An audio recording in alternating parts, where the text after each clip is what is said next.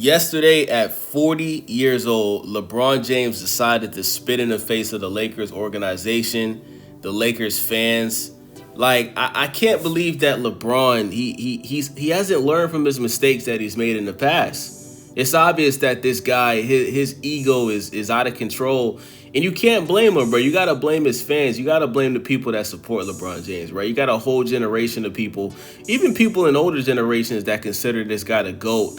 And he's gotten away with so many things in his career that when he makes decisions like this, he does it because he knows in his mind there's no consequences for doing what he did yesterday. So LeBron James decided to opt into, he had a player option for $52.6 million. I believe that's the last year on his contract with the Lakers. And he decided to opt in. And then his agent, Rich Paul, says that, LeBron's not happy with the Lakers roster and he wants to compete for a championship. And if he feels like this roster isn't, championship material by the time the season starts, he's going to request a trade, right? Now, LeBron James, if you wanted this Lakers roster to get better, why would you opt into your $52.6 million contract, right? You know the CBA rules, bro. With this new CBA rules, bro, teams, they're not going to be able to go into the luxury tax like they did before. It's just not going to happen. So if you really wanted this Lakers team to get better, you would have opted out of your contract, became a free agent, and then you re-sign to the Lakers for a year, right? Or maybe 2 years. With the second year, you have a player option, and you take a less contract. You take like maybe a 20 or 30 something $million contract. So the Lakers got more money to bring in new talent. LeBron James, you're a billionaire, bro. You are an active NBA player that is already a billionaire, bro. You don't need $50 million from the Lakers. You're doing this because you're fucking selfish, bro. That's why you're doing this. And this is the same Lakers team that got you Luka Doncic, bro. You're already on a team with Luka Doncic, Rui Hachimura, Austin Reeves. So when you make statements like this, bro, you're spitting in your teammates' face, bro. You're disrespecting Luka. You're disrespecting all of your teammates on your team right now, bro. You're basically telling Luka Doncic, yo, Luka Doncic, I know you're a top 5 player, possibly top 3 player in the NBA right now. You're probably the best, the highest scoring point guard in the league right now, but I don't feel like I can win with you. How do you think Luka Doncic feels about that, bro? You're his favorite player, bro. LeBron James is Luka Doncic's favorite player of all time, bro. And you just told the world that you don't feel like you can win with him. Unfucking believable, bro. Now, if we're being honest, the number one thing this Lakers team really is lacking is a center, right? DeAndre Ayton, he just became a free agent. He just got a buyout. He had a buyout of his contract with the Portland Trail Blazers. He's been to an NBA Finals. He's 7 feet tall. Now, DeAndre Ayton, since that NBA Finals, his numbers have dropped every year. I don't consider him one of the best big men in the league. I think that he's overrated. I don't like him. But the Lakers, listen, man, they're not going to be able to spend too much money this offseason, bro, with the CBA rules, bro. They could get a guy like Brook Lopez, who I believe is a free agent this offseason. Clint Capella, I'm hearing, is going to be a free agent this offseason. They're going to have to get a big man like that. But you can't expect the Lakers to pull a hat out of their ass for a LeBron James who's going to be 41 years old this December. Like LeBron's like guys, like I just can't believe LeBron would do this at his age, bro. Like, bro, if you want to compete for a championship, bro, you should have opted out of your contract, became a free agent, and you either re-sign with the Lakers on a cheaper contract or just go somewhere else. You could have opted out of your contract and went to any team you wanted to help yourself compete for a championship, right? But see, the problem is, bro, is he doesn't want to leave LA. He doesn't want to leave LA, bro. So if that's the case, go to a team like the Clippers. You can go play with Kawhi and James Harden on the Clippers. Go to a team like the Sacramento Kings. The Sacramento Kings got Sabonis, DeMar DeRozan and Zach LaVine. You could have went to that team. You could go to the Golden State Warriors. They got Steph Curry, Draymond, and Jimmy Butler. But nah, you wanted to be selfish.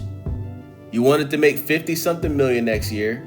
So you're putting your team in an uncomfortable situation, bro. And I'm going to be honest with y'all, man. If I'm the Lakers organization, I'm having a meeting with LeBron James and I'm saying, you know what, LeBron? Enough is enough. You've been here for 8 years now. We don't want you on this team anymore. Either we can find you a trade or we can come to a contract buyout. But come next season, you will not play any games in a Lakers uniform, bro. Now, my question to y'all is this, right? What team do you guys honestly think would make a trade for a 40-year-old LeBron James who possibly is not going to play more than another year after this upcoming season? He's 40 years old, y'all. We just seen the clip with his wife, Savannah, saying that she wants LeBron to retire after this upcoming season, right? So it's a possibility he's going to play one more year this upcoming season, and then he's done. What team in their right mind is going to trade valuable pieces, possibly draft picks, for a 40-year-old LeBron James? You already know when it comes playoff time, he's going to slow down because he always plays good. If you notice LeBron James, he always plays good in the regular season, right? When the season first starts, he's always a little rusty, right? He always has a little, his first game of the season is usually bad. And, after the first 15 games, he starts to pick it up, but he always has some type of, at this point in his career, he always has some type of like hamstring leg injury. And then come playoff time, he gets bounced out of the first or second round, right? Or you have a scenario where he goes to the Western Conference Finals like he did 2 or 3 years ago against Denver, and he gets swept, right? So this isn't a LeBron James that is gonna push your team to a finals, bro. The only way this can happen is if he goes to a team that is surrounded by three-point shooters that has at least 2 superstars, right? Like if he goes to a team like Denver, right? If he was to go to a team like the Denver Nuggets, I think he has a high possibility to win a championship. If he was to go to a team like the Warriors with Steph Curry, I think he has a possibility to win a championship. But this is the same LeBron James that just said that rings don't matter. You just did a whole podcast with Steve Nash where you said rings don't matter, bro. Now all of a sudden, you're ring chasing at 40 years old. But this is y'all king, man. This is y'all GOAT. This is who y'all call the GOAT, man. I just had to make a video about this, bro, because we got to start calling stuff. Like, I don't understand how his fans can defend this, bro. Like, as a LeBron James fan, I'm talking to you. I want y'all to leave comments, bro. I want y'all to really answer me. As a LeBron James fan, how can you defend this behavior? Because the Lakers fans are pissed. All of the Lakers fans, whether they're LeBron fans or not, they're pissed, bro. I've been seeing the videos. I've been seeing the comments on Twitter. They're finally realizing that LeBron is a fraud. This guy's a fraud, bro. He's not who he says he is, bro. He's a hypocrite. And that's what he's been from day one, bro. The dude is a hypocrite. He takes no accountability. He's selfish. And all LeBron cares about is himself, bro. And I can't believe it took you guys this long to realize this. I'm going to tell y'all this, right? Before LeBron James came to the Miami Heat, right? I was a Heat fan because I'm from South Florida, right? I was born in Miami, right? I swear to God, bro, when LeBron James came to the Heat, I stopped being a Heat fan.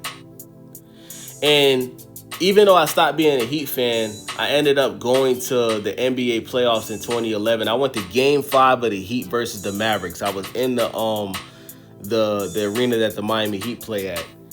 And I seen how the Heat was up, like they were up by like 15 points in the third quarter. And the Dallas Mavericks came back and won the game. The entire arena was dead silent, bro. And that's the day that I realized I could never be a fan of LeBron James. That's when I realized this guy, like, he's not who they say he is, bro. You're on a team with Dwayne Wade and Chris Bosh, and you let this old ass Mavericks team come back and beat you and win the championship. Anyways, it's your boy Wavy. Let me know what you guys think about this video. Subscribe, like the video, leave a comment. I'm out.